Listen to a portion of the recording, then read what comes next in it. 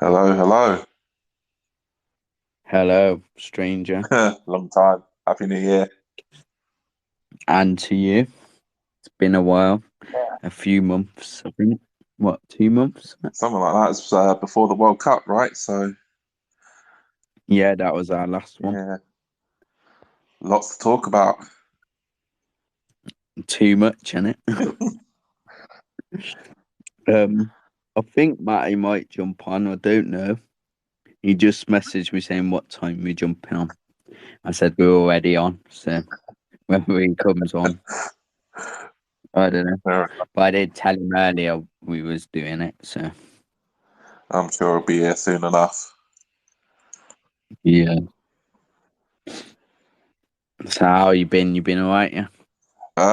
Yeah. Yeah. Just it's crazy run up to Christmas with work, and then all of a sudden that stopped, and it was actually Christmas time. So yeah, had a nice little break. Already back to the rat race. So yeah, it's been not too bad. Um, yeah, and the football's back, so that's brilliant as well. So yeah, all good. How was things for you? Oh, to be fair, all good, thank you. To be fair, we got a puppy now, and she's pretty likes biting. So that was my missus wanted it. But yeah, she's all right. To be fair, Fair enough. she likes having cuddles. So, That's good. yeah. So obviously, I said to you earlier, you get the joys of Liverpool. Yeah, Mhm. yeah, And Matty ain't here, so we can't swap between you and him. So yeah. Well, I think chronologically, it's probably the right thing to do anyway. So uh, yeah, it's fair enough. And my missus is sat here as well, so I'm sure she's going to be listening avidly to my assessment. was she celebrating? Was she? Um, no, she took it graciously. Oh, he's here. Yeah, All right, I Matty. do. I do. Happy Happy New New Year. Year. Everyone good? Yeah, well, good man. Good, good. New Year, All good in the hood. part two of the season. It's all good. It's looking better. Yeah, it looks very positive, I'd say. Yeah. I mean, yeah, like obviously the Liverpool game, I'll probably just roll into that now, I suppose. But yeah, it's Yeah, so Ivan's job is the Liverpool game. I'll do the Spurs game, and Matty, you get the joys of the Wolves game. Beautiful. good stuff. So we'll let Ivan go ahead and tell us all about Liverpool. Yeah, I think ultimately, I think the score flattered the final results flattered Liverpool a little bit. Um, but I think ultimately it was a bit of a tall order to think we were going to get 3 points against them. But we definitely could see signs of positivity and what Emery was trying to instill in the team.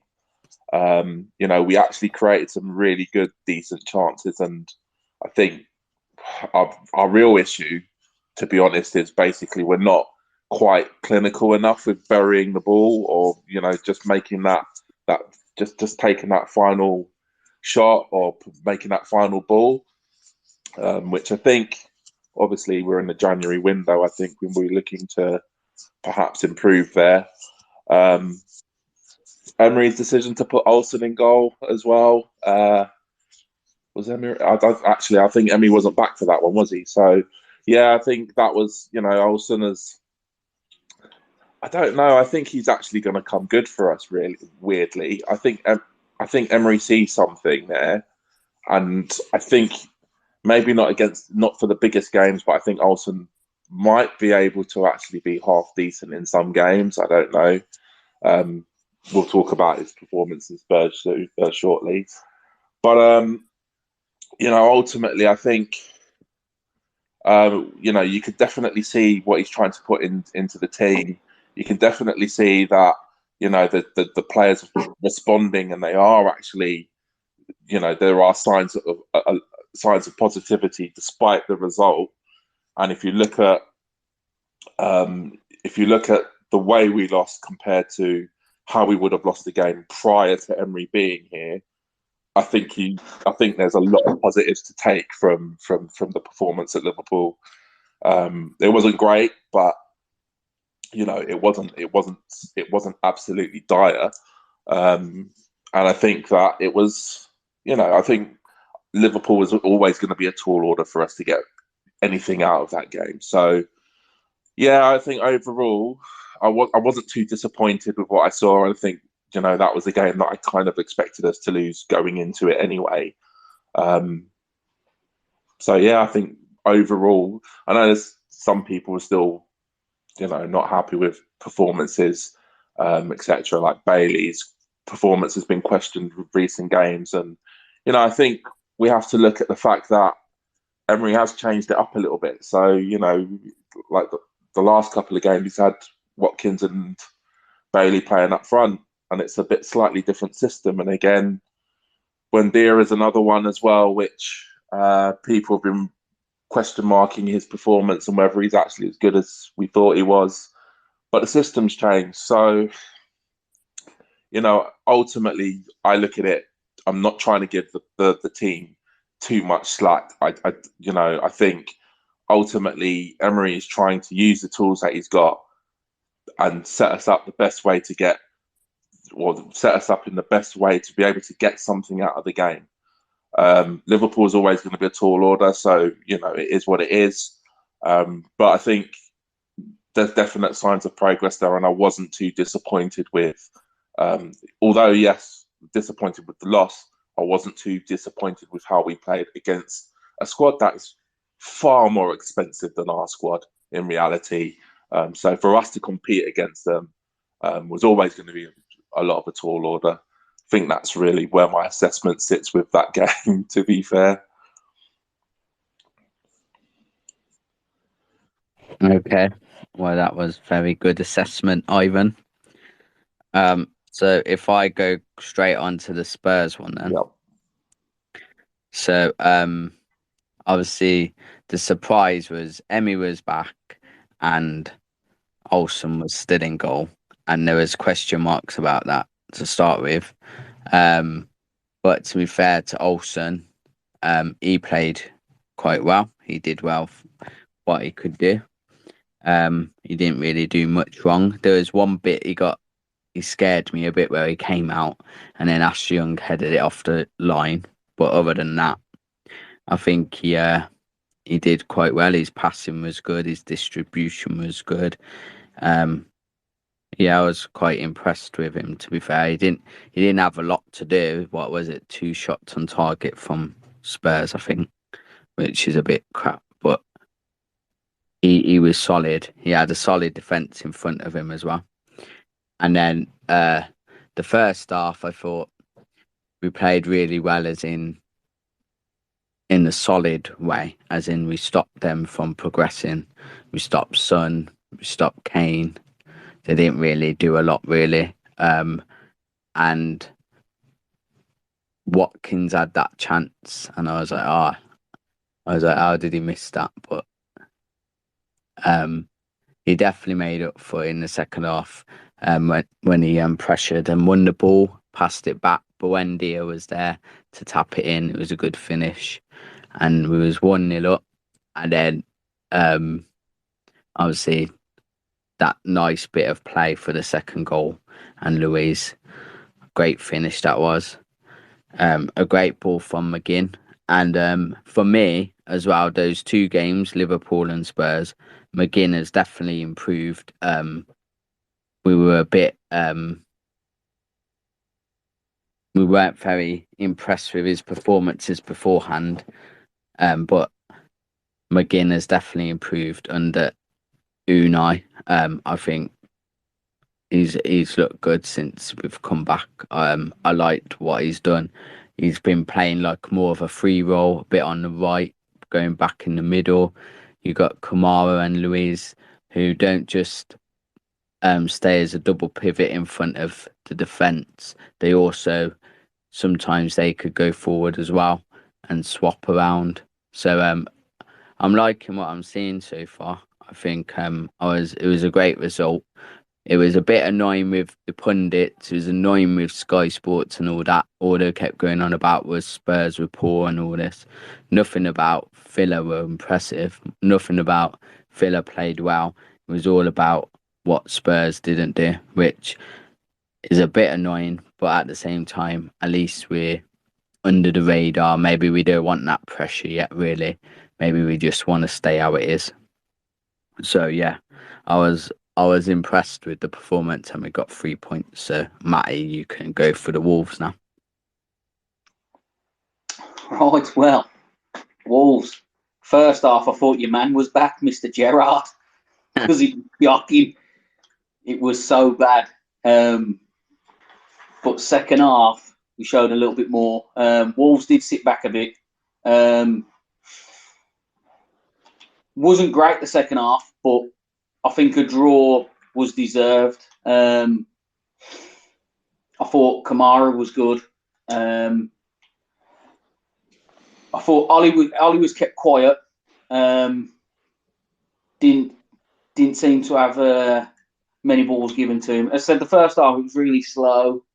We were passing it around the back. It was just predictable, no urgency at all, which played into Wolves' hands.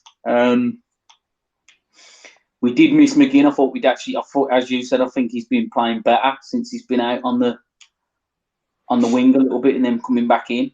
I thought when the subs he made, I thought were good. Danny Ings' goal was disgraceful. And I know like Bailey missed that chance at the end.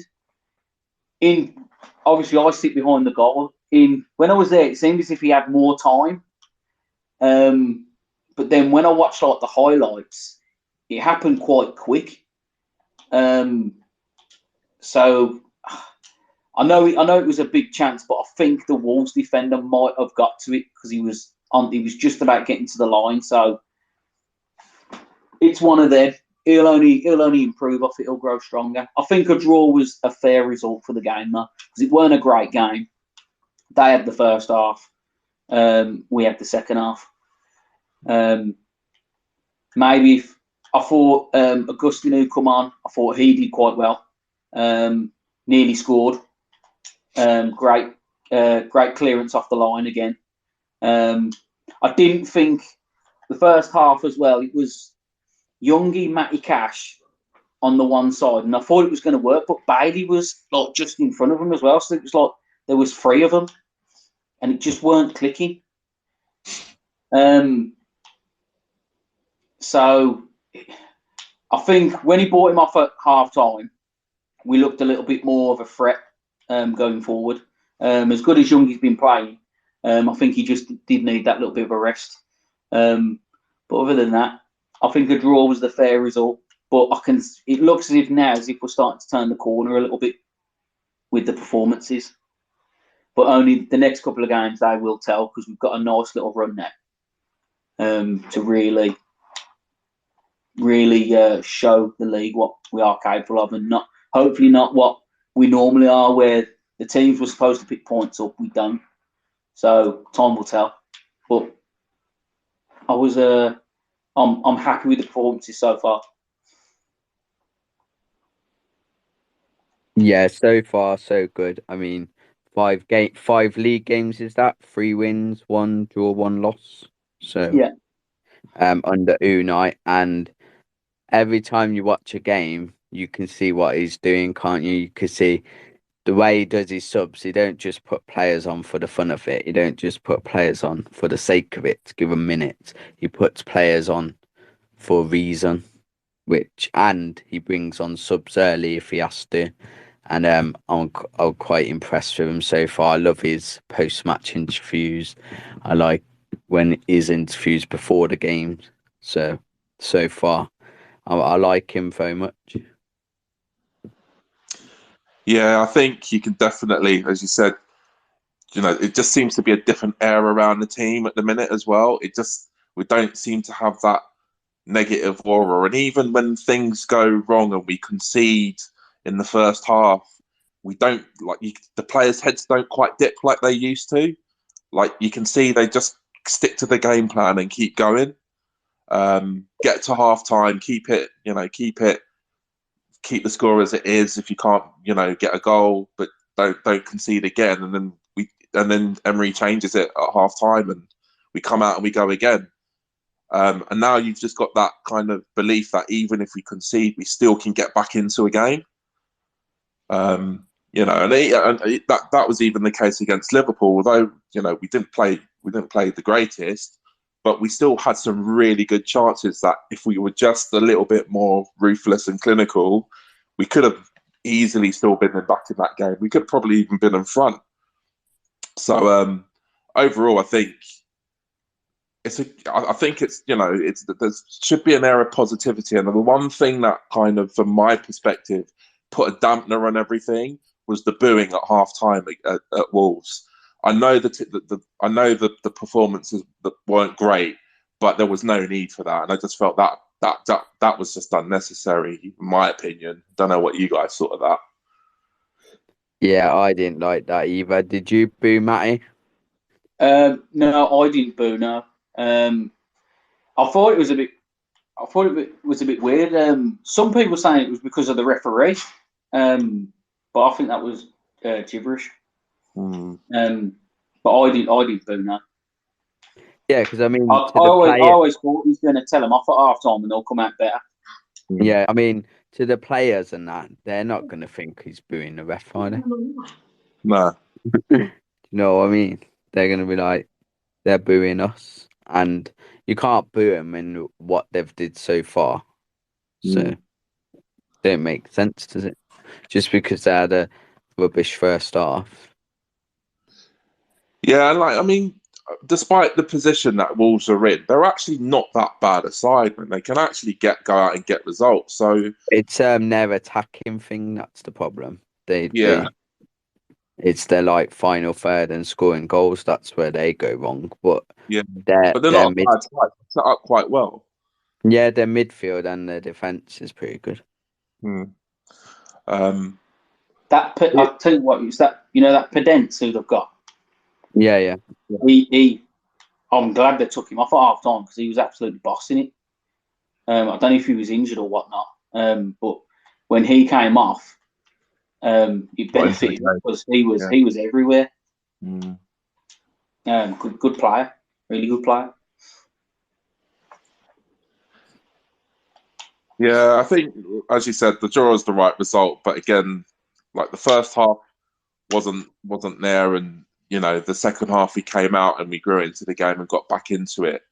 And I think that's the overriding thing that I'm taking away from this at the minute is if you look at the games that we played and compare them to last season before Emery was here. There's just something different about the team where, if the game plan doesn't quite work, they don't dip. They just keep going and just try to keep it, at least try to just keep it to where it is and then get to half time and then we can change it. And I just think, it's just the manner of the performances of what have impressed me the most. Is that even though we're not necessarily always great, we change it up, and that's just the Emery effect. That's just him coming in and just being a proper coach, which is that's all anybody's ever wanted for the club. Is just have a proper coach who knows what he's doing.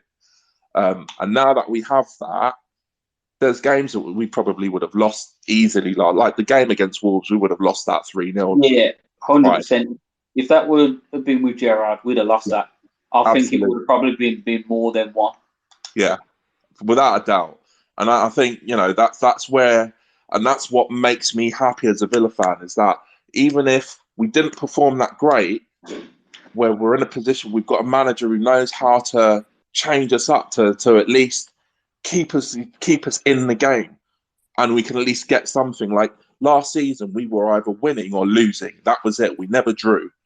Whereas now you can see if we're not gonna win, we still have a chance of at least clawing a point out of a game. And actually, I do believe there are games that where we will be able to just get a point out of it. Whereas last season, you knew if we didn't win, we were going to lose. There was no way we were going to get a point out of a game. So this, for me, feels like the continuous improvement that we've all been hoping for. And obviously, it's still early days, and you can still sort of say an element of new manager bounce. But he's got a tune out of this team so far. And imagine what's going to happen when he gets the right players in. See, I don't think it is new manager bounce. I think I don't think that, but no, I know people say it, don't they? But for this time, I don't actually think it is. I think he knows they practice. He knows what he wants. He's got plans, plan A, plan B, plan C. His tactical awareness is really good. He knows what he's doing. He's a good manager, man. He's like the best manager we've had in years, isn't he? Really? Yeah, I think since at the very least O'Neill, if not longer. And I think, even that people were questioning the whole choice to leave out Martinez for the Spurs game, and questioning, I think they were questioning that Cash wasn't playing as well. And it's like, do you know what? I actually, even if there's something that I'm kind of like, I wouldn't do that, I'm actually feel comfortable to just go, let's just go with what he wants to do. He sees them in training. He knows what he's doing. He knows how to set them up right, and I actually have full confidence that he knows what he's doing. So even if there's something where I'm like, really, I'm kind of willing to go with it because, his decision-making has pretty much been spot on. Yeah, like, to be fair, with the Emmy thing, like, I mean, the guy was jet lagged. Do you know what I mean? He's been He's been to the World Cup. He's been celebrating. He's having the time of his life. He comes back. He looked knackered. To be fair, he didn't. So he needed a rest. Really, I don't like. But also that decision. Really. Yeah, but also beyond, because there was people saying that even a pissed up Martinez would be better than better than Olsen in goal. And for me, it's like, actually, it's the right thing to do. We don't want to be reliant on having one goalkeeper who goes off quite frequently for international matches and this and that, and be left with a backup keeper who doesn't get any game time and isn't he's going to take 3 games before he gets used to playing in the full 90 and stuff. And I actually think it is the right thing to do to not be overly reliant on Martinez. Yes, he is our number one, and that's not going to change anytime soon. But we've got to also figure that he's not always going to be available, and we need to have a number 2 who can at least perform. And you can't do that if you don't put your number 2 in some games. So for me, I think it was the right thing to do 100%, and his decision making worked against Spurs. Liverpool was always going to be a tall order anyway, so in that sense, it was the right decision to put him on anyway because it wasn't likely we were going to win. So I just think we're in a good spot. It's not a bad run of results that we've had. It's the points that we've got. If you think about where we were prior to Emery, we probably wouldn't have had these points. And we're now sitting in 11th and actually able to look up the table and go, in the next 3 games, if we got maximum points, we could be looking at sitting in 7th. That's a scary thought. Possible though. It is possible. These next couple these are our chance to prove. 100%. This will show how good he is. Because I really rate him as a manager. These are the type of games that we'd normally go, yeah, we should win this, and then we end up losing. So 100%, and I think there will be the odd banana skin here and there along the way, which will slip up, and we won't walk away with 3 points. And we have to give the respect to opposition sides that we're playing, but there's nothing at this point holding us back from the fact that we could go out and get 9 points from the next 3 games. There's nothing to stop us from doing that at all. We've got, the individual performances can be inconsistent with amongst almost everybody in the starting 11. But ultimately, the way we're set up and the way Emery's got them playing, we've got enough in the bag to do it, and that's what really is the most exciting thing about where we are at the minute, and what's happening with the club at the moment is that with no new players, we've actually managed to stop the rot. 2 or 3 new players in the squad in this window, I reckon, and that will maybe give us a bit more of a push and lose some of the dead weight that we've got sitting in the squad. And then, who's to say? Like, I would very much hope that we could get a top half finish. Yeah, I don't see why we can't, to be fair. I'm more optimistic now, that's for sure. I think everybody is, to be fair. It was getting quite toxic towards the Fulham game was probably both the greatest and worst day of being a Villa fan for quite a while, I think. The result and the way we played and the way we lost was absolutely just awful. But, the sacking of Gerrard was like basically the announcement of the second coming of the Messiah from my perspective. So like we've come a long way from that now, and that the 6 weeks for the World Cup has obviously helped as well in terms of having more time with the players and giving Emery more time to know what he needs, what he needs from the transfer window and who's capable of doing what, and what systems. And you're starting to even see pairings between the players starting to come through. Which is also really positive, and just the way they're sort of feeding off of each other. So really positive. Like, that's it's. I'm not trying to not run away with it, but I'm trying to just look at the positives of it all, and it just all feels really good at this point. Yeah, it definitely does. So, shall we speak about the transfers then? That now January's window's open. Obviously, Aaron Ramsey's returned from loan to recover at the Villa, and Cameron Archer has today gone out to Middlesbrough. What do you think about that? From my perspective, Archer going out on loan is probably the best thing for him.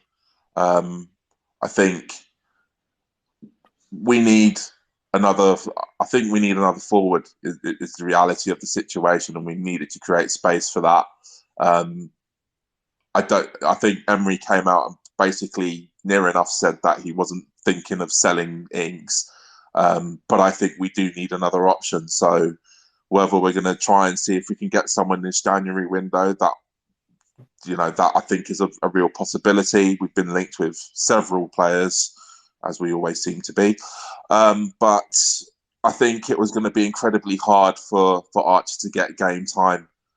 So I think it's important for him to go out on loan. And so I think that was the best move for him. And I think he's going to do well down there. And it gives us a bit of space in the squad. And as for the recall, I think the recall was fair. I think they'll look to send him out on loan again, to be fair, though. So I don't really see it being much change in terms of breaking into the squad or anything. No, there is. I have heard before, to be fair, that I don't know if you've heard this, but apparently Aaron Ramsey, obviously not at the moment, but potential-wise, is better than his brother Jacob. Yeah, I think everywhere he's been has had quite good comments about him and good feedback to say he's done all right, and he apparently, I think that he wasn't quite rated at first when he got to Norwich, and then he actually grew into it, and they really liked him. So the injury is just unfortunate timing from that perspective, but I think again, another promising youngster on the books, which is always a good thing to have. And I think he probably needs to go out on loan and get a bit more once his injuries, once he's recuperated from his injury. But definitely one to watch, man. Yeah, he's a good player. So, what positions do you think we need? Like realistically, I don't think in this window we're gonna go mad. I don't think we're gonna sign like stupid players or for the sake of it. We're not going to go Nottingham Forest and get a second squad. No, exactly. I think but if you look at our team, I think Unai is probably happy with them. To be fair, he probably just wants a couple of additions. I think we definitely need a winger of some sort because we don't really have any of those. Yeah, I think from my perspective, I think we're going to get no more than 3. I think a winger for sure, a centre forward, and maybe a midfield general. I don't know. I think we just need someone who's a bit, because all of our midfielders are a bit, they're very spritey and stuff, but I think we just need someone who's a bit of a beast in the middle. But I think I know some people say about also maybe defensively, but I personally feel that Carlos is going to come back at some point. So that's going to be like a new signing anyway. I think he's due back in February. So I don't really think we would look at dipping into getting yet another defender or, centre-back or anything like that. So I think it's probably, to keep it realistic, we'll probably get no more than 3 players tops. And I think a winger would be one that would be on the list. Centre forward would be a 2, and then maybe one more in midfield. And I think that's because I also think maybe Bednarek might be going. He might go back to Southampton. So I don't know. I don't know. That would leave us another hole somewhere that we might need to fill. I don't know. It depends. But I don't see more than 3 players coming in. No, I concur. Matty's had to go, so he said to send his apologies. So it looks like it's just me and you again. So fair enough. I'm sure we can carry it over the line. I apologise to you that you have to put up with me one-on-one, but there's not a lot I can do about that. Right. You'll be sleeping anyway. Yeah, I doubt it tonight. To be fair, I can't see us. I think we've gone through it quite quick so far, to be fair. Yeah, I know. Shocking. We've never been this quick, to be fair. I know. We've just kind of just gone like boom, boom, boom, boom. Like got through the points like easy, haven't we? Yeah. Anybody would think we'd be getting good at this. Yeah.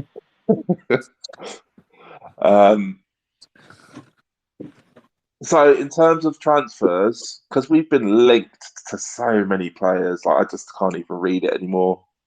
Like it's shocking. But do you think there's any of the players that we've been linked with that have more substance than others? Because I'm quite aware, despite all the players that we've been linked with, it's definitely silent coming out of Villa Park, which is good because that's what we normally do.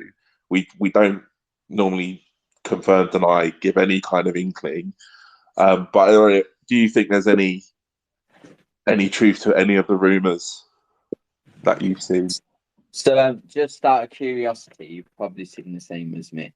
Yeah. What rumours have you seen so far? I've lost.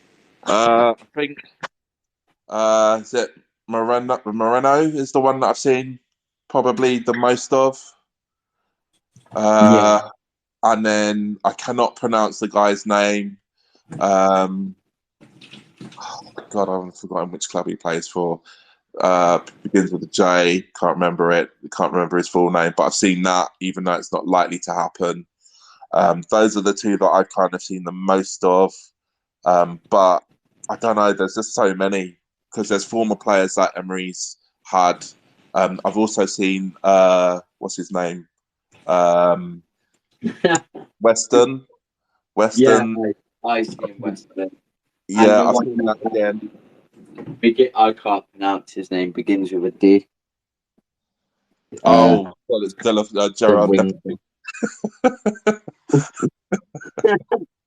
Sometimes I'm like, I don't want to pronounce the name a bit like either Bone or what. Yeah. They messed that up now.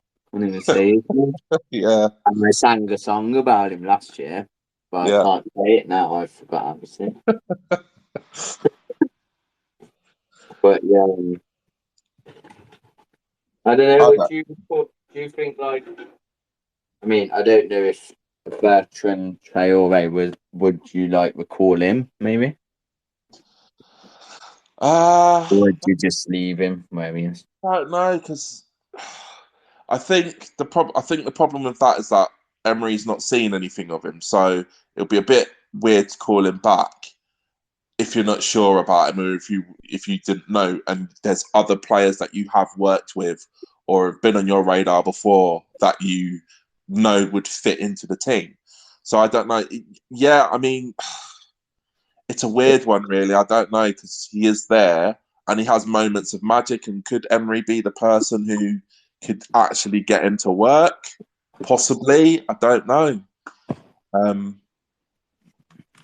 But I just think at this point, I haven't really seen or heard anything of him from where he's at. So I just kind of think they'll probably want to get somebody new in. Well, obviously, I follow him a little bit because I do the Loan Watch thing. Yeah. For the Up the Villa podcast, and he does play a lot, but again, it is in the Turkish league for probably one of the best Turkish teams. I mean, they don't have any.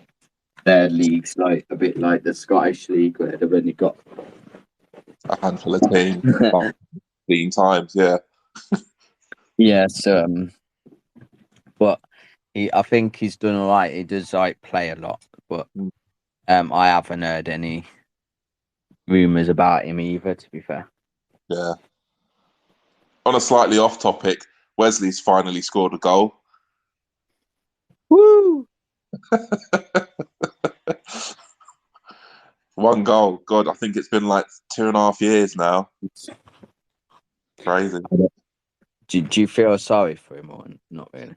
I mean, yeah. Like it's not like anything he's done wrong. He had a horror injury and has just not been able to, recapture any form. I don't know. At the end of the day, was he really even suitable for the Premier League? We bought loads of players because we had to. So, we took a punt. It failed. I don't dislike him for any particular reason. I just think it didn't work for him. And then he had a horrific injury and he's, it's unfortunate because he's lost effectively two odd years off of his career, trying to find a way back to any form. So, it's unfortunate, but I don't dislike him or think it's his fault or, anything like that. It just didn't work out. Yeah, that's true. But yeah, what like you were saying about some of the players, like question marks about the players in the team at the moment. Yeah. Who for you would you say has been disappointing so far? Like would you say Luca Dean's been a bit disappointing in your opinion? I certainly think he hasn't had the impact as that we were hoping for, and it's a bit of a tough one because I've seen a few bits this week about Luca Dean not being fancied by Emery, and some people, some schools of thought thinking he wasn't that much of an upgrade on target and all sorts. I think it hasn't quite hit right. I don't think he's outright been awful, but I think it's some of his little some of his decision making. Like, Yeah, was there one against Wolves where he could have touched it down or something and then he just hoofed it and it went in the whole end, and it's like, what are you doing? yeah. I Like, think he could have just like took a touch, maybe crossed it in or whatever. But he tried to do it like first time, and it just like was a bit of a mess, to be fair. yeah. I don't think it's the worst, or but I think it hasn't probably been as great as we've been hoping for. But the other thing is he probably did the job better under Gerrard than he is under Emery. I think. I don't know. It's kind of a bit difficult to try and really place it. But I wouldn't say he's I wouldn't say he's overly a concern for January. I certainly think that it might be something we'd look at in the summer. Yeah, I suppose. Buendia, question marks about Buendia. Yeah. I like Buendia. He does try hard. He does but some of his passing is a bit questionable, I'd say. Yeah, but then I think I don't know, from my perspective personally, what I've seen is Emery's changed the system a bit, and the previous system, whilst it didn't work overall, probably suited Buendia better, whereas the system now doesn't really suit him. And I think that's probably what's making his performances a little bit more stand out in a negative kind of way. That's how I kind of have perceived it. I could be wrong. Um, I still think there's a player in there. I just don't know. I just don't know if it's going to fit with the system that Emery wants to play, and that's where the question mark is. Because before, at least he could come off the bench and you could see you could see the what he was adding. Whereas now, even coming off the bench, it's not quite working for him, and that's a concern. I think there's players way more likely to make way before him. I mean, we've got Sanson, Gilbert, and Nakamba, who we just don't see or hear anything of, and I think they're done. Yeah, it's a bit bizarre, I think. Like like we said it before, but we haven't really mentioned it. Well, we ain't really since Unai came. We ain't really did these, have we? To be fair, but we've missed obviously with Boxing Day since before the World Cup. That's three games which we spoke about tonight, but like 3 games out of 5 which we spoke about in one hit, basically. Yeah, so we haven't really had a chance to speak about it, but 1 second, sorry. That's all right, mate.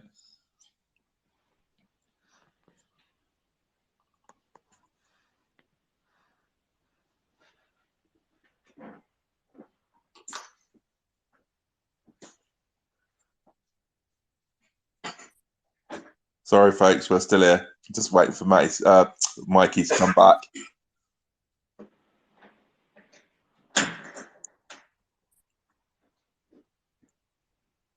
Waiting for him to actually ask me the question that he was getting to.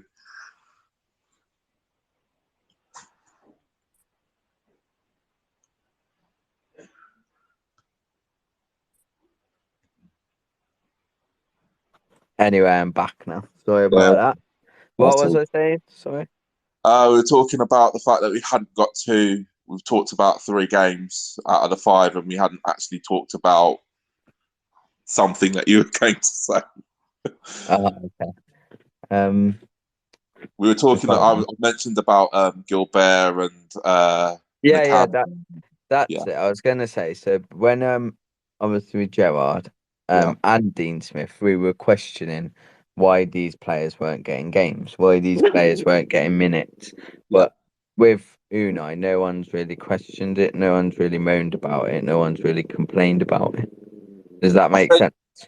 Yeah, but I think it kind of does make sense because you've got 2 managers who we didn't really rate, who didn't really trust that set of players, and now we've got a manager who we do rate, and he doesn't trust that set of players. I think most people are probably thinking along the lines of, "There's no smoke without fire," or well, under three managers, if you don't fancy them, if three managers don't fancy them, and one of them is like one of the best European managers out there, then you just go with it. You've got to kind of accept it for what it is. My only, out of all of them, sort of Nakamba is the bit of the oddest one, I suppose, because but under Gerrard, he was almost like the second coming of Jesus for a little bit, and then he got that injury, and then that was it. That was the last we ever saw of him. He doesn't even get named in the squad on match days anymore. So, yeah, a bit weird. But at the end of the day, if three managers don't fancy these players, then what can you say? Yeah, it's just a bit odd, isn't it? I mean, but like at least we know with Archer now he can get some minutes. So yeah, and we never thought he was gonna. Sorry, the dog.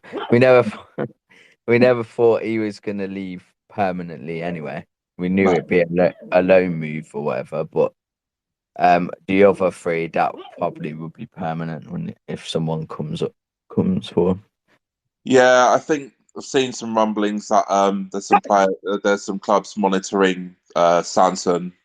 I don't know if Gilbert's just going to wind down his contract before trying to go to another team. And I think for Nakamba, God alone knows what's going to happen to him. It's going to be hard to move someone on when they haven't really had any game time in almost a year. So I don't know. It's a bit of a tricky one with that, but we'll see how it plays out.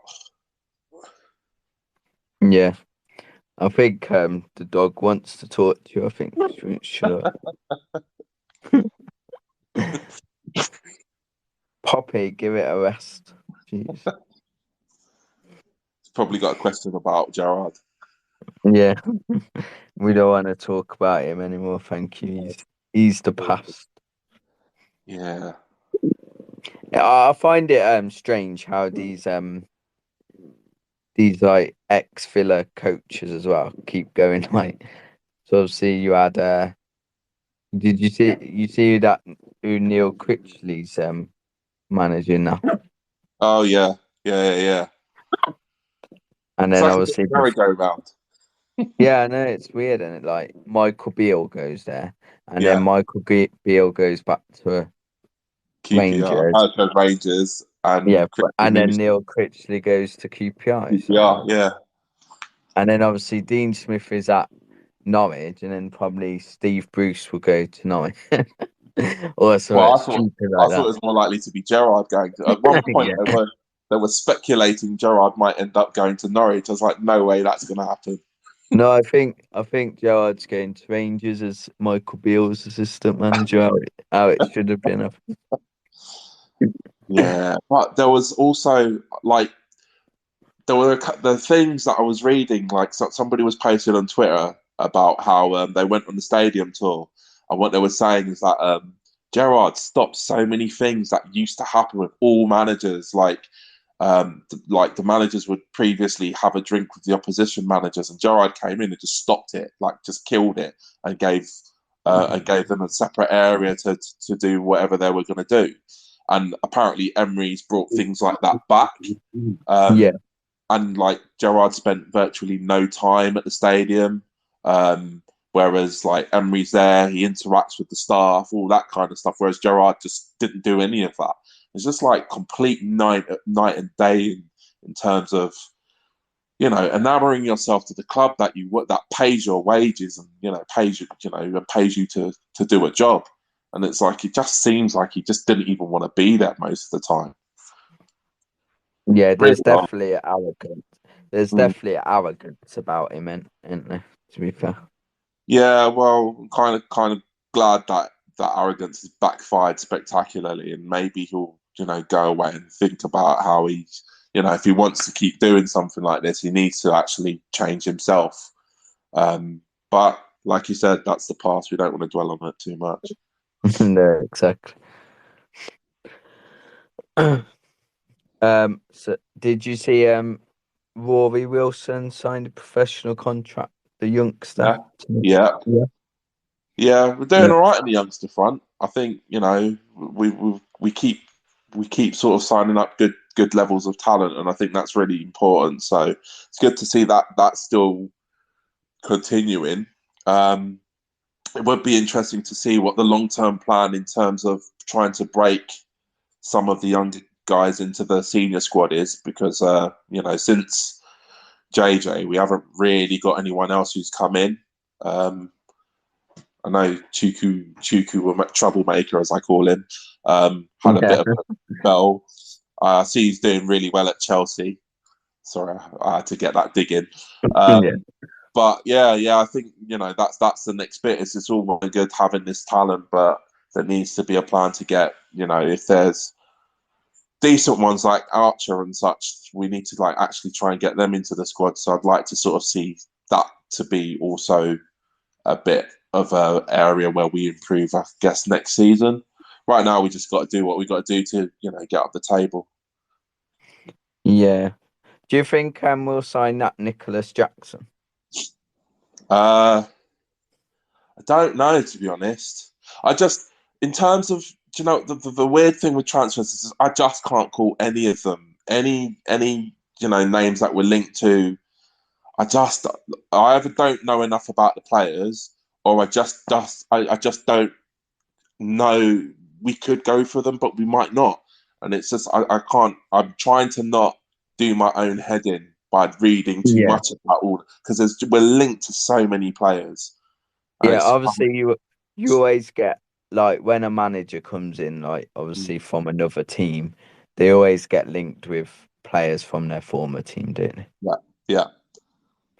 And that is an example of that. Obviously, plays for Villarreal. So, I mean, there's always a possibility of it happening, but obviously, at the same point in time, Villarreal ain't going to let all of their players go just like that. So you can't. And I've seen us linked to at least 4 or 5 players from there, 4 or 5 players from Sevilla. And it's kind of like it's kind of, I'm not sure which one to take with a pinch of salt, and which ones are actually concrete. And as I said, the club is definitely silent when it comes to these things. However, the one thing that I will actually also bring up that I've read in the last couple of weeks is that apparently Langer is actually fighting for his job. I heard that. I think that Unai, he gets to choose his players who he wants more than the others did. I think Lange had more of a say, or like their players that he just wanted in some sense, maybe. But like with Unai, I think he's gonna call the shots. Yeah. Well, we know anyway, because I mean, you seen he didn't have a picture with Perslow, did he? No. You seen who he had a picture with? Yeah, direct line to the owners, right? Yeah, exactly. So you could tell from then that he gets more of and that's what he wanted to do at Arsenal, but they didn't let him. So that's why it didn't work. It's good because we don't really hear much from Perslow these days either. It's nothing to do with him. It's all about, you run the stuff behind the scenes to keep your mouth shut. Let the manager let Unai do the stuff with the team and do what needs to be done. Gerrard was training manager, right? He had his L plate still on, whereas Unai is the real deal. He doesn't need somebody to be handling certain aspects of it for him. And as fans, I think a lot of us are trusting his judgment, and I think the owners are doing the same with him because he's got a proven track record, and the only way you can really allow him to get you where you want him to get us to is to allow him to operate. So I think they've just cleared all the crap off the table and basically said, whatever you need, we'll provide it. Just get us there. Yeah, I always think like forcing players on managers is the wrong way to go anyway. Yeah. It doesn't really work. And I think, there was elements of that under Dean Smith as well, where I think I think he had no idea that Danny Ings was even somebody that we were looking at until he'd already signed. And I think Gerrard probably had a little bit of input, but nowhere near the level that Unai is probably going to get. So yeah, I mean, even if you go back to like Tim Sherwood, look at all the players that made him have. yeah, He didn't want all them French players, did he? no, but it's a bit of the curse of the modern day game where you've got sporting directors who do it, and that's why you now don't have managers, you have head coaches, and then you've got sporting directors who take care of that side of things. But when it works well, it works well. But when it doesn't, it can be quite painful. But I think we've got owners and a setup that is going to allow us to do well. So I think it's we'll get through this season, and then I'm sure they will have identified proper targets to go for in the summer. Yeah. So, shall we speak about Sunday's FA Cup clash with Stevenage? Yeah, I'm actually quite excited for once to be to actually have an FA Cup game. We haven't drawn Man United, which is always a bonus, and actually we've got a bit of momentum behind us in terms of the results. We're not coming off a back of a series of losses and stuff. So I actually think we will probably edge. We should, but we'll probably win this. Fingers crossed. Yeah, I think he'd play a strong team, but I don't think he'll play like overly strong team. No, but I think I actually half expect. I was thinking about this earlier today, and I think half expect he's probably going to play like Olsen in goal. Because again, just to give him more game time, and it maybe means that he can afford to perhaps have a mistake here or there a little bit, because not to say that Stevenage is going to be like a walkover or anything, but it's probably a little bit less consequential if it does happen.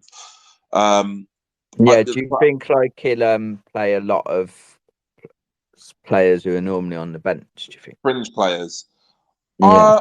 I'd like to think so, because the reality, look, there's players like Chambers who, we don't see that much of these days. I think he'll need to get some game time, and it's an opportunity. As much as we do want to win the game, it's an opportunity to give some of those fringe players some much needed game time, because we don't have many opportunities to do that. So I do think we will see some of the fringe players coming on at the very least, subbed on at some point during the game. But yeah, I think we will see some fringe players there. But then you'll also, with the cup, you've got to mix it up, and you put some regular starters in, but you put some of your fringe players who are just off it. So maybe Dendonka we might see him, get to start, because I think he's sort of near abouts the starting group, but he doesn't always start. So I think it might be a player that we'd see come on for the FA Cup game. But again, it depends how he wants to set the team up. It's all these variables. But I would expect to see some fringe players for sure. Yeah, I don't think it'll be an easy game. I mean, Stevenage are doing quite well in League Two. I mean, I know it's League Two, but it's still a competitive league for them. Yeah. And they're second at the moment. So, but also they've got, in a weird sense, they have nothing to lose from this. So they're going to come at it and throw everything they can at it, because that's what they're going to want to do to try and progress in the cup. So, and you always see upsets, see. Yeah, absolutely. To be honest, Villa is one of those teams where a lot of teams think this is a team we could probably upset. We're not. We always come out early. Yeah, yeah. We always come out early, and we've given a scalp or two away in the past. So a lot of teams will probably think, actually we could have a go here. We might walk away with something. But on the flip side, they probably will see that we've now got a decent manager. We've now strung some decent results together. We're not a pushover side anymore, and that might count against us. And actually, we've got a half decent squad. We should be able to see this out.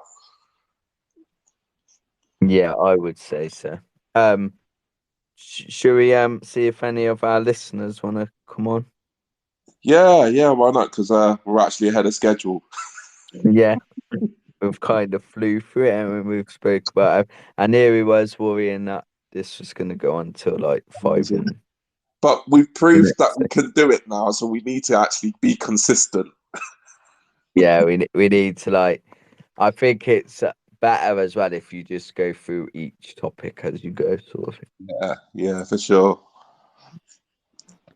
So, has anyone got any opinions they'd like to share or any questions to ask? Feel free, stick your hand up. We'll let you come on. Don't worry, we won't terrorise you. Much. I don't think anyone wants to do. We got a shy group today. Yeah. Is that Sway nicely down there in the corner? Yeah, I'm surprised Andy don't come on or Swavey. They normally come on, don't they? They've always got an opinion or two to share. Yeah.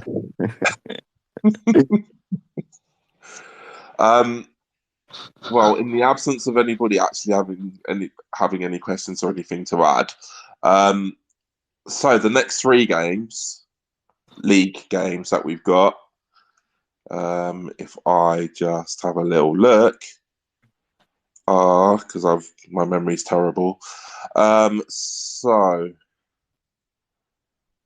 we've got Leeds at home, Southampton away, and then Leicester at home before a nice visit to Man City. So the next 4 games. How do you feel? Do you think 9 points out of those 4 Man City are achievable? Yeah, I'd say 9 points to be fair. Obviously, every week we go game by game anyway. But in this sense, I can see us beating Leeds. I can see us beating Southampton, and can see us beating Leicester. I don't think any of them really that great, to be fair. Yeah, fair. They're all below us in the league, so. Yeah, but then so are Wolves, and they outplayed us for 45 minutes, so league position can sometimes be a little bit misleading. But on the whole, like Leeds as well, I think the game with Leeds is always we're 2 teams that seem to go at each other quite a bit. I think, there's a weird sort of bubbling rivalry between the two of us, and I really hate Patrick Bamford with a passion. I don't mind Leeds so much, but I hate Bamford. But because I think he's a cheat. Yeah, he is. He's a dirty cheat, and I really dislike the guy. But anyway, but I think that will be quite a good one, and it will be a good test to see, that to see that game and see, how we progress. I think my only worry is just our ruthlessness. Is like, that's the thing. We're so wasteful with chances, and I think that's the only thing that's probably concerning me in terms of, us getting maximum points. But I mean, that being said, I think we still probably could grind out the results against all 3 of those teams. And I'd really like it would be really nice if we go 3 games on the bounce without, and get 9 points heading into Man City, because that would be a nice little bit of momentum and, to spur us on against Man City. Yeah, definitely. I think. Do you know what I think we should do as well? What? I think we should. This is probably a good opportunity to mention the women's team as well, because we never speak about them, and it's kind of. Do you get what I mean? Yeah, it's a bit ignorant, and it really. If you get what I mean. Yeah, I mean, but I think because we're so full of negatives towards the men's team, until recently, there's not really been much room to kind of really throw the women in. But yeah, I mean, they seem to be in a quite a positive spot too, no? Yeah, I mean, today they signed Jordan Nobbs from Arsenal. Yeah. And obviously she's a legend at Arsenal. Arsenal love her, so to sign her, another big signing. Hmm. The women's team, it looks good for them as well. So hang on a second. So I'm just looking at league position. I mean, they're 7th in the league, which isn't too bad. And I've seen they've had some fairly decent results recently as well. yeah, they started really well, didn't they? But then obviously it went a bit off a bit, but they're still doing good. To say that they've only been in the league, what is it, the second season, I think? Yeah, that's right. Yeah. But they've had some really good results as well. And the manner and how they've been playing, etc., has been quite positive. So, 7th in the league, not too bad for for the fact they've not been in it very long. And it just seems to, again, I don't know if it's like a follow through positivity, but it just seems to be that Aston Villa, whether it's men or women's or the under 21s and such, seems to be just like a quiet air of positivity coming through the club finally, and things seem to be being quite progressive in pretty much all areas. It's quite interesting, really, and it's quite a nice feeling. Don't know how long it will last for, but yeah, I think we've got to enjoy it. And again, going back to the women briefly, it's like they've won 3 out of their last 5. Unfortunately, the 2 losses were one. Yeah, they got hammered by Man Yeah. United. Yeah, 5-0 and then 4-1 against Arsenal.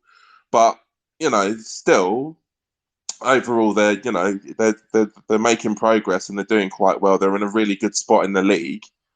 And with these new signings, hopefully that's going to help them to push on and kick up the table a bit more as well. I noticed as well, like the women's team, the under 21s, the under 18s. Yeah, they've all had like an extended break. They ain't played till since the beginning of December. It's just like right for some, innit? Well, you could say that the men's team has had a bit of a break, to be fair. Yeah, I mean they just played really 3 in a row, pretty much. Yeah, I know, but they've also had 6 weeks where there's been a World Cup and most of them didn't go. So, swings and roundabouts. Yeah, I suppose. They still played friendlies, didn't they? Yeah, true. But, I think, looking at the table, they're 7th, they're on 12 points. They're within 3 points of 5th place. I think 4th place is 19 points. So there's a bit of work there to be done. But, I think they're not in a bad spot at all for considering his first season. They're doing better than Tottenham, Liverpool ladies, Leicester City. So they're doing all right. Yeah, they're doing good. And obviously they got Rachel Daly, who scores loads of goals. We should have her in the men's team. We need clinical finisher. There we go. Is there a right of veto where we could just pinch players and go, right, we need her up front? Yeah, we need someone. Because, I think as well, saying that, we haven't really spoke about Ollie Watkins yet. But, nah. So, Ollie Watkins, I really like him. But, again, it's that final... decision-making final ball. It's what I would call the real striker's kind of killer instinct. It's the same old that we've said for the last season and a half, where it's like he just makes the wrong decision or takes one too many touches, or he just when he goes to shoot, he just blasts it at the keeper, and it's like, try to place it, man, or just I don't know. It's just a decision-making thing. Yeah, but it's really weird because then he'll do like one way is really like a brilliant finish or whatever. And it's just I know he does have it in him, but it's just he's very wasteful with the amount of chances. Like, he gets himself into such brilliant positions, but then he just doesn't have the last bit, which is either the right pass or the right shot. And, yeah, he does do those really classy finishes and stuff like that, but he wastes probably 4 or 5 chances before that. And I think that's where I think there is a spot for Watkins in the team. I don't think he's like we need to bin him off or anything, but I just think if we're going to have Watkins, then we need to have someone who's like the target man, who is just, and that would be kind of like the Danny Ings, but I would play both of them. I would for the next, not in the cup game, but for the next league game, I'd play both. This is the other thing is Danny Ings' record is currently speaking for itself because he comes in off the bench and every time he does, he gets a goal. And it's exactly. like, you know what I mean? And it's like, but he's becoming a bit of an impact player, which is nice to have. But we kind of want somebody that prolific, but who can play for like 70 or 80 minutes. And we just seem to be. I think we lacking like 2 to maybe 3 players who just have a ruthless, like can put the ball in the back of the net. We're just lacking that. We don't have, everybody. When you look at everybody who's on our attacking transitions and such, there's nobody there who you just kind of think if you give the ball to this player in a certain area, they'll put the ball away. Bailey is probably kind of sometimes like that. Watkins has moments like that, but we need people who actually can just put that ball in the net. And we don't need to have 7 of them. We need maybe like 3 who play regularly. But we just don't seem to have that, and we're so wasteful of our of our chances when we get ourselves in really good positions. It's almost like we just don't know how to put the ball in the net, and that's the most frustrating bit. Yeah, like with Danny Ings' goal, to be fair, against Wolves, he was kind of lucky the keeper slipped, really, because I thought his first touch was a bit. I think he put a bit too much on it, if you get what I mean. Yeah. Sure. And if the keeper didn't slip or whatever, then he probably could have got it, if you get what I mean. Yeah, absolutely. But even again, sometimes as a centre forward, you need that little bit of luck that rides with you, and sometimes a shot that has no business going in still goes in. But you can't argue with the fact that every time Danny Ings has been called upon off the bench in the last how many times it's happened, he's gone out and scored. And it's kind of like, okay, but we need someone who could do that, but just consistently. I think Watkins, for me, doesn't feel like a proper out-and-out centre forward. He gets himself in great positions. It's either he plays in a slightly different role, or he does play that centre forward role and just focuses on getting himself in the positions to get the ball to put it away, and less of the running around and the work rate, because I think that's what affects his game, is that he's running around doing everything and he's got the work rate to do it, but sometimes that counts against him because he's not in the areas to like finish it. He has to do the work, then finish it. And that's where I think sometimes he falls down. Yeah, to be fair, like you could, obviously you've probably played football before, but like if you're like doing all the hard work, getting the ball, running in, getting in a good position, getting past players and that. Yeah. Sometimes you might be too tired when it comes to the when you get to that last bit and your adrenaline's pumping and you know that you've got a golden opportunity, sometimes it just overwhelms you. It's too much for you because you've done all that work. You haven't got sort of like the kind of that clear moment in your head about where you're going to put the ball because you've just done all this work to get past 3 players or whatever it is. So I think it's either take the pressure off of Ollie and make him play as a proper centre forward and allow him to kind of try to be that prolific finisher that you want him to be, or you get him to play a lesser role, not a lesser role, but a different role where he is just a workhorse and he runs around, but we still need to have a target man that he lays the ball off to or can play off of at least. And I think that was the idea with Ings, but it hasn't worked. So I think we need another centre forward who's almost like a hybrid of the two. I'm not saying like he needs to be like the pure finished article, but can sort of do a bit of both of what those two players do.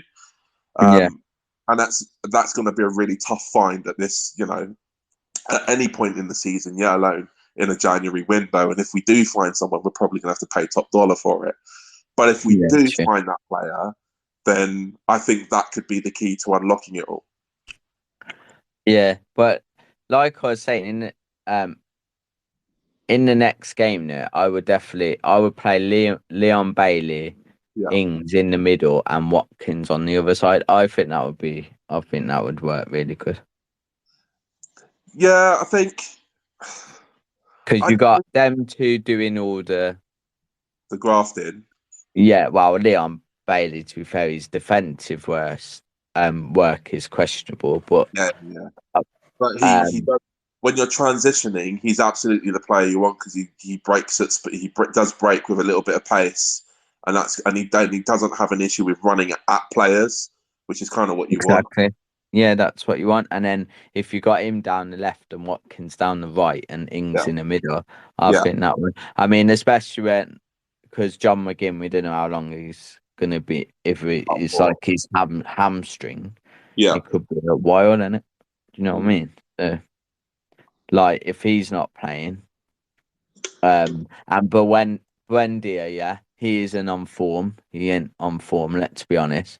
Yeah. If a player's not on form, I don't think they should play. Like, because fair shout to Coutinho. He's come on the last couple of games and he's been pretty decent. Yeah, and that's the thing, I think. And it was quite interesting that he'd come out and has categorically said that he hasn't asked for a transfer to go anywhere. He wants to stay and he wants to help the team.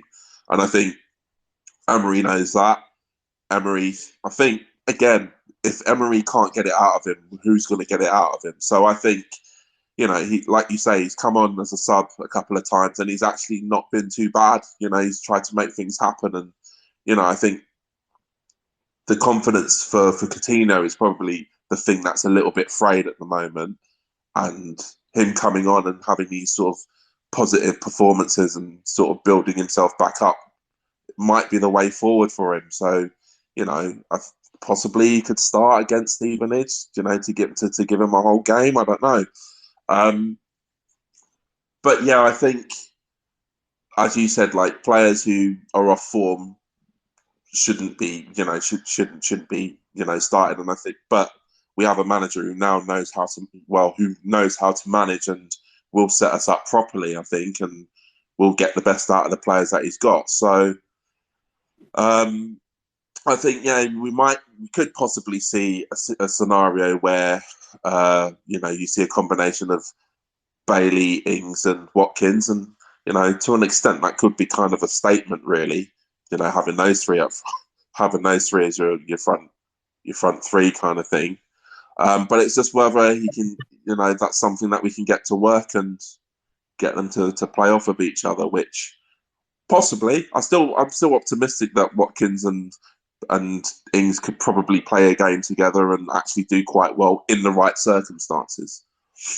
I think what would make it work as well, I know this sounds a bit weird, but the end of the Wolves when Leon Bailey was on the floor crying, whatever he's doing, because obviously he cares, and he's frustrated and he's gutted, he's missed, and the two players that went over to him was Danny Ings and Ollie Watkins, and they helped him up.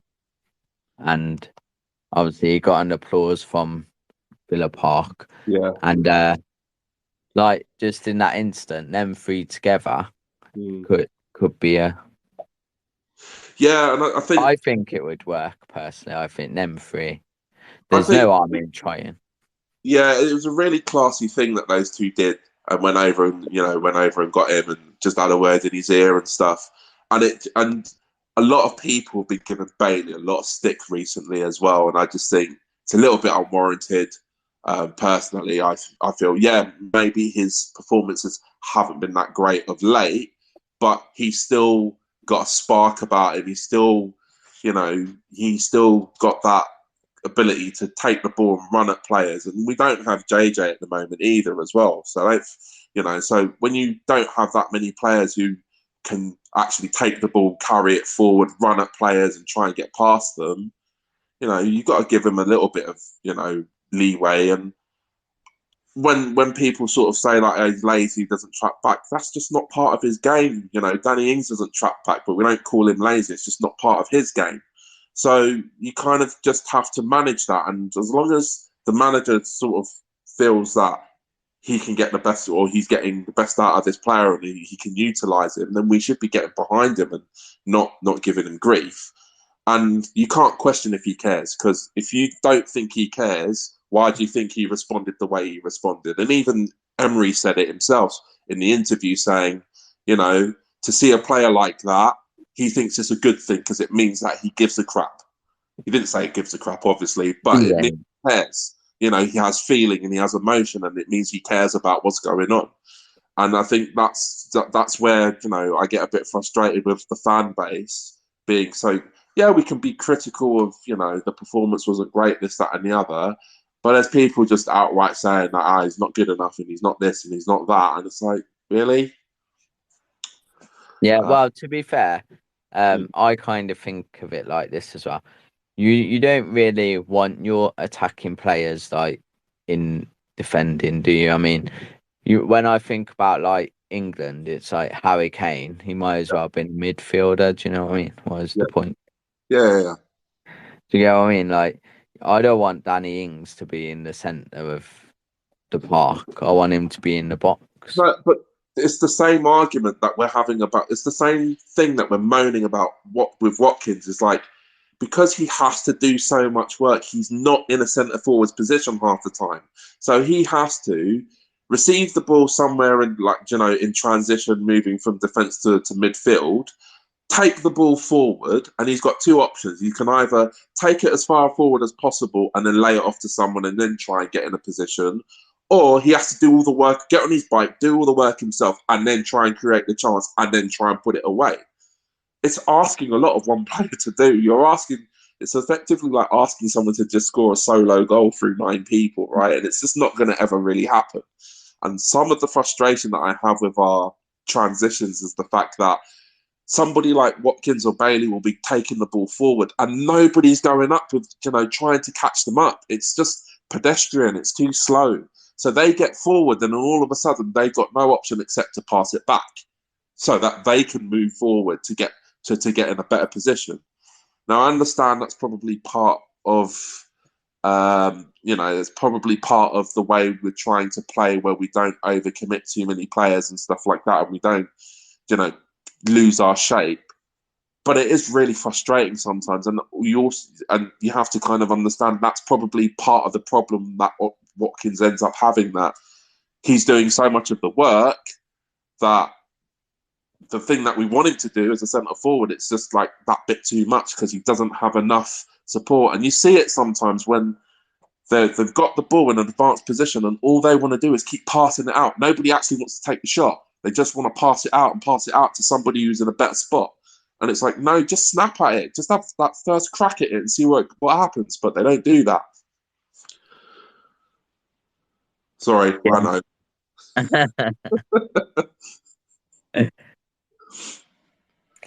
I think Augustus Gloop should start against Stevenage.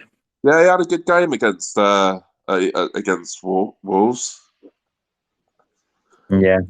What about do you think it's a good against Stevenage would probably be a good thing to maybe give Mings a rest, maybe, or something? Yeah, but I think that wouldn't be a bad shout. Maybe bring on Chambers. Or what about a team of Chambers and Bednarak or something? No, because I have a feeling Bednarak's going to get sent back. I just think it's not.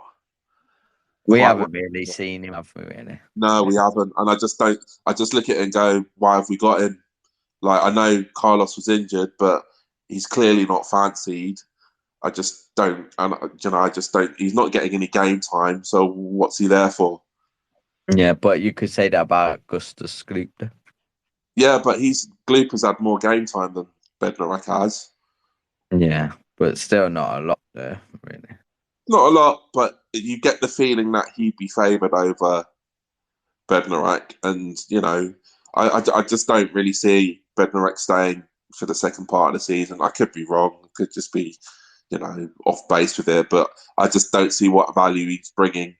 And looking at it from the other point of view, which is that he was brought in because of the injury to Carlos. Carlos will be back in February. So then why would we keep him? And what about Daddy Dendonka? Are you going to play against Stevenage? I think so. I've liked him so far. When he's come on, he's done the job. Hasn't put too much of a foot wrong.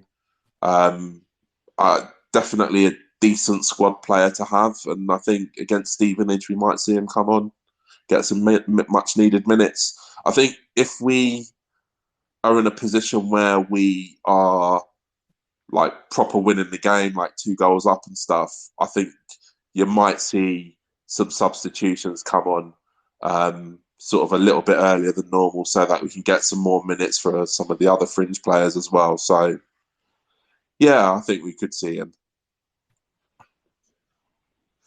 Yeah, I think it's an opportunity to rest players, but I also think he'll take it seriously. Yeah, I mean, the thing is we've played 3 games in quick succession already, so you do want to rest some players anyway, because we've got an absolutely crucial run of 3 games coming up, and if we want the 9 points, then we need to have players who are arrested and stuff. So it makes sense that the Stevenage game, whilst we want to win it, we're probably, we will put out a decent side. I would expect to see some of the more fringe players be given some game time. Yeah. There's one thing I don't particularly enjoy when watching Villa at the moment, and it's only because I can see what they're doing, but the thing I don't like it being continuously done. Like every time we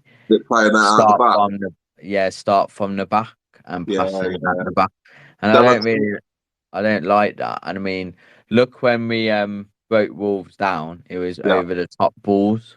Yeah, I think it's one of those things where it's fine if that's what we want to do, but we have to also acknowledge sometimes there are teams that ain't going to work against, and we need to just go, do you know what, do it over the top.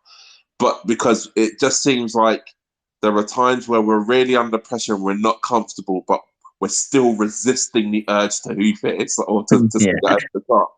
It's like, but they're pressing, and you're in your own box. Get the ball out of the box. But no, we don't do that. We still stick to, no, we have to play it from the back. That's what the manager wants. And I get it. It's a bit dodgy, I think. It's a bit. It is. We're not naturally comfortable with it. I think the thinking behind it is that the more we do it, the better we'll get at it. And so we have to resist the urge to defaulting to type. But at the same point in time, you can see that sometimes we are just not comfortable doing this, and we're putting ourselves under pressure needlessly when we're being pressed, because the players know that the opposition know that we're not comfortable doing this. It's something that we started doing. And so their response is press, because it's going to force the mistake. Sooner or later, you're going to force the mistake. It's but I think with the way modern progressive managers play football, or want us to play football, or want teams to play football, we're just going to have to accept that that's what they want us to do. It isn't comfortable to watch, and sometimes you are screaming, going, just hoof it out. Yeah. I just think, like, personally, you should mix it up a bit, like, for sure, not do the same thing over and over again. It's just repetitive, isn't it? It's repetitive, but also the more you do it and the more you don't look comfortable or confident doing it.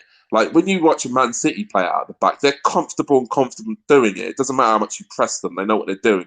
We're well drilled in it. We're new to this, so when we persist in doing it, teams just know to press, because when you press, when the team isn't comfortable with it, they'll make a mistake. So you just keep pressing, and if we don't make a mistake, fine. But But if you apply enough pressure, we will sooner or later make a mistake, and we'll give the possession back to them. So that's what they do, and that's what puts us on the spot. It's a catch-22. We will get better at it with better players and more practice at doing it and stuff, but it is painful to watch sometimes. Yeah, it's like Mings to Konza, Konza to Olsen, Olsen to Mings back to Konza. Yeah. It's just, and we're still we're still on our own box. We're not even passing it around the penalty spot. Yeah, it's painful, but it's one of those things. I know what he's doing, but yeah.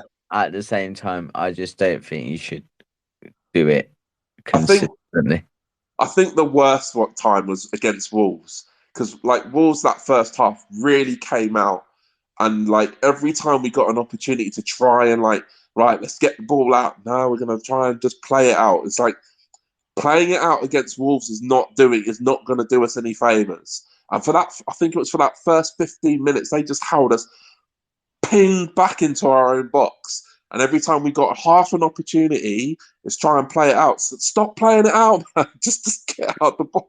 Yeah, I know. And you could see that goal was coming. Kick it, then. Yeah, it was. You could see that goal was coming, and it was just like, honestly, can we just like as well? If you think about it, over the top to a Leon Bailey or Ollie Watkins, it's a bit obvious, isn't it? Pacey players. They've both got pace. They both give them over the top ball. They're through, aren't they? Well, that's I know Ollie Watkins would probably like get right to the keeper and then pass it to him, but it still look good, wouldn't it? Do you know what I mean? It would, and it would also catch them by surprise kind of thing. But I think it's just one of those things where they've been told not to do it, so they're trying to just keep the boss out. Yeah.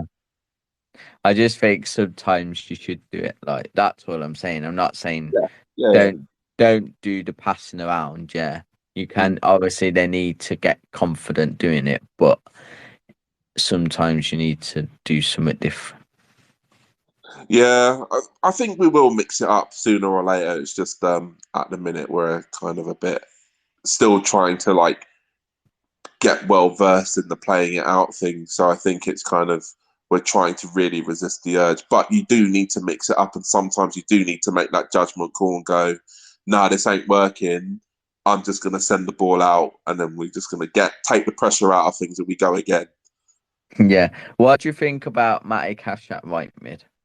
Because obviously he did play right mid before for other teams, Forest and that. But I thought it was a very clever substitution against Spurs because it meant he can help Ashley Young. Yeah. But then against Wolves, obviously it started that way. But it didn't really work, did it really? No. And that's why. But I also think Ashley Young, he has played. That was like his third game in a row. So it was probably a bit much for him anyway. Yeah, like how long? Like when was the last time Ashley Young probably played 3 games in a row when he was still at Man United, perhaps? You know, so I think it's an option, and I think it's not going to work with every team, and I think that's the reality that we're going to have to understand is that it wouldn't work all the time, but as an option to change it up, and this is the thing that I like about Unai Emery is that he's making it a bit unpredictable to try and work out how we're going to play. Like our previous 2 managers always played the same positions, same positions, just change some of the names and some of the holes and stuff like that.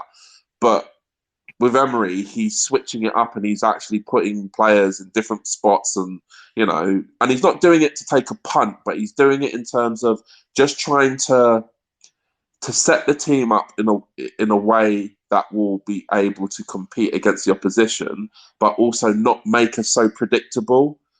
So I think when he's I don't know if it's an experiment because it's only a few games in, but in order to be able to switch things up like that, sometimes it won't work, and we know that, but sometimes it will work. And as we have seen, it is possible that it can work.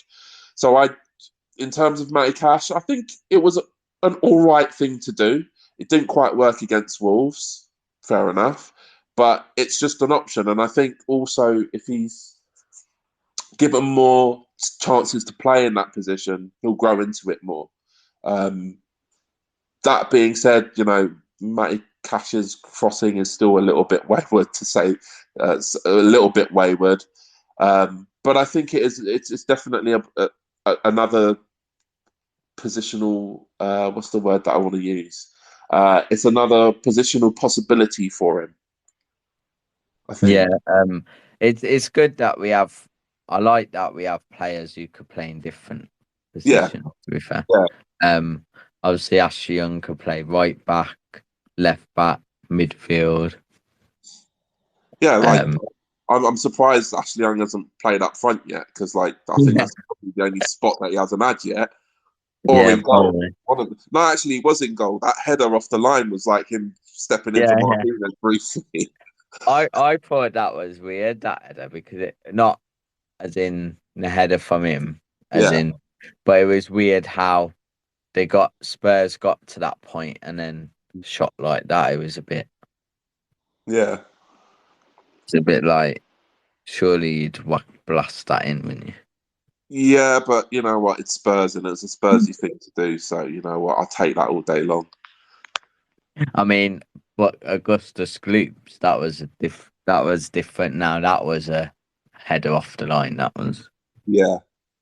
Well, that made up for his poor performance a couple of games before.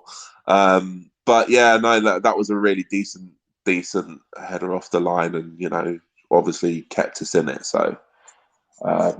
It's good that we've got.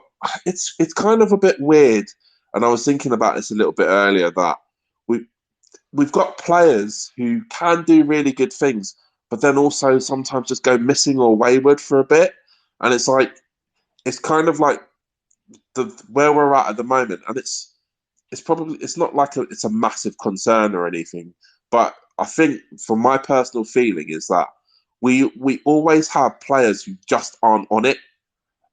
There's never a point where we have the whole team was on it and it was all just. But there's always someone who's a little bit off or not quite there or whatever it is, and it's fine because we're set up the right way and we play a system where it's like we just basically need to get the results and that's it.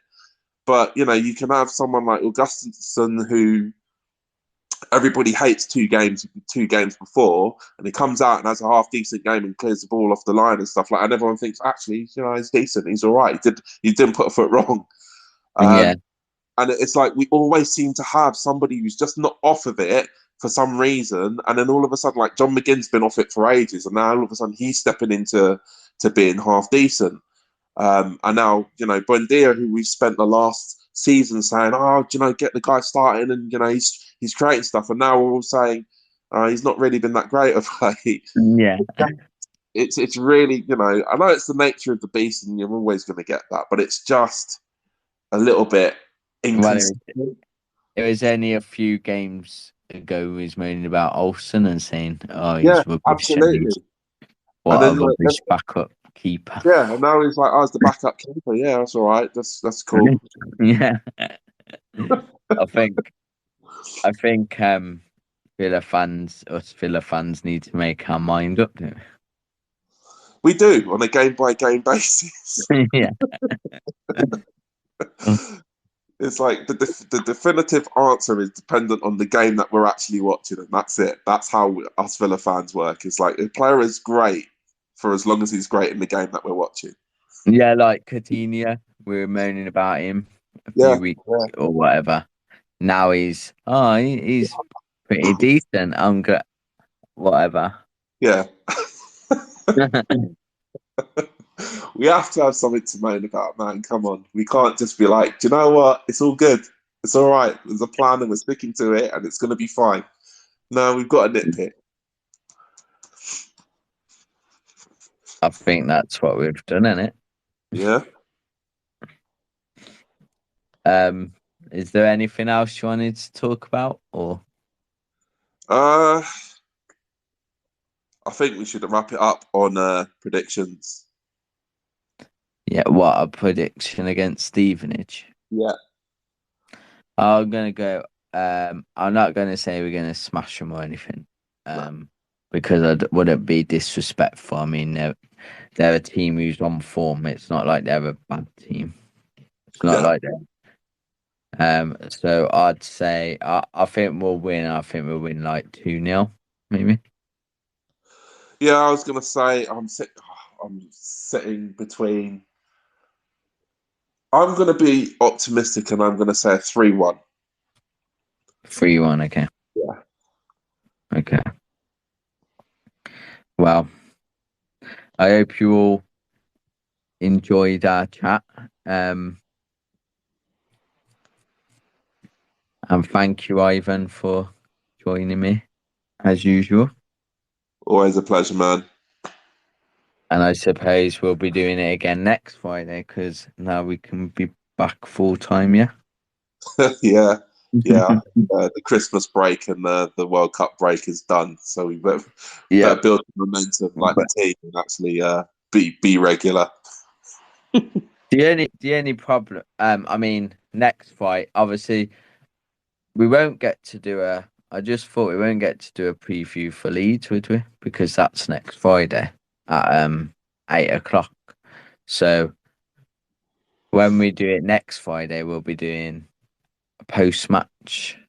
It'll be a post-match, and we'll either be buzzing or we will be depressed and mardy, as us Villa fans normally are, or we'll be trying to pick the positives out of the performance. I reckon we'll be slagging off Bamford, saying that he should have got a red card or something like that. We've been red carded 3 times over, and we should have had about 4 penalties. Something like Den Donkers sparks him out in the middle of and gets sent off or something. Yeah, something like that. Ashley Young scores like a 90th minute bicycle kick or something. Yeah. But it is weird how they suddenly became our rivals, isn't it? Sort of thing. Yeah, like honestly, I don't inherently have anything bad against Leeds, and I think we're both two teams trying to do something, but in different ways. The only thing for me is just Bamford's a dick, and I hate him. But the rest of Leeds is like I don't really. To be fair, but I think the dislike is more on their side towards us than us towards them. I don't know. That's my personal feeling. Yeah, but to be fair, you saying that, but I didn't like Balsa, and I don't like their manager now either. He's annoying as anything he makes. Stupid little quotes or something. What does he think he is? But the Rocky Balboa man. He's Ted Lasso. Ted Lasso. Yeah, I want to hear his stupid little. And not only that, the thing I don't like about Americans anyway, when it comes to football, is the word soccer. I hate the word soccer. It's not soccer. It's football, man. Jeez. Yeah, I know, but I do hate that about Americans as well. It's like it's not soccer, it's football. Just get it right, please. I mean, like, what does he say at the end of the game? Oh, good game, lads. You were good at the soccer. It's like, just piss off, mate. Jeez. But do you know what? I was actually reading about that word, and actually, it's our own fault. We created it, and it just got ported over to the States. And so it's our own. And Australia as well. And Australia as well. The Socceroos, mate. So it's our own fault. And we've got to blame ourselves because we taught them these things. And now we hate them for teaching them the thing that we, invented. Yeah, it's like they call American football. They ain't even football, man. Actually, they just call it football. Which is... Well, you know what I mean. But it ain't even football. Do you know what I mean? How often do they have the ball at their foot? Every now and again. It should be called handball, shouldn't it? Or it should be called pussy version of rugby or something like that. Yeah, well, I don't know. It's an odd one, but they seem to think their sports are like the most important sports in everything. You know, baseball has the World Series, even though it's only America who participates in it. Yeah, Obviously makes sense. How can it be called a World Series? It's just like, obviously that makes sense. Like, you know, you're the only country that takes part in it, but it's got to be the World Series, obviously, for sure. And the NBA just American. Correct, yeah. It's just America as well. All their sports are American football, basketball, baseball. They're all basically American. NHL, whatever. Oh, the national hockey thing. Well, that's Canada as well. They have Canada, yeah. Yeah, that's Canada as well. So, but it's all like North American kind of stuff that's kept to them. And then all the rest of the sports in the world are played by everybody else in the world. Yeah. Crazy. What can you do? Exactly. So on that note, peace out then. I suppose. I think so, guys. Thank you so much for hanging out with us for the last hour and 50 minutes, I think it is. We nearly did 2 hours. Nearly, but we could have killed it a bit earlier, but we chose to blather on a little bit, so it's all good. And now we're going now. The Doug Ellis stand has joined us. Poor timing, unfortunately. But yeah, guys, thank you so much for listening and being with us for the last hour and a bit. And hopefully we'll get the 3 points. What am I talking about? Hopefully we'll get the win against Stevenage on Sunday. God, I'm going into autopilot. And hopefully next Friday we'll be talking about how we've got 3 points against Leeds. I don't just want the 3 points. I want to battle Leeds. I'm more interested in the points. I don't care how we do it. Win dirty, win clean, win brilliantly. I don't care. Just get the 3. I doubt we'll be dirty. If anyone's going to be dirty, it's going to be them, innit? That's what they're known for. I know, but like, I don't care. Just get over the line, get the 3 points.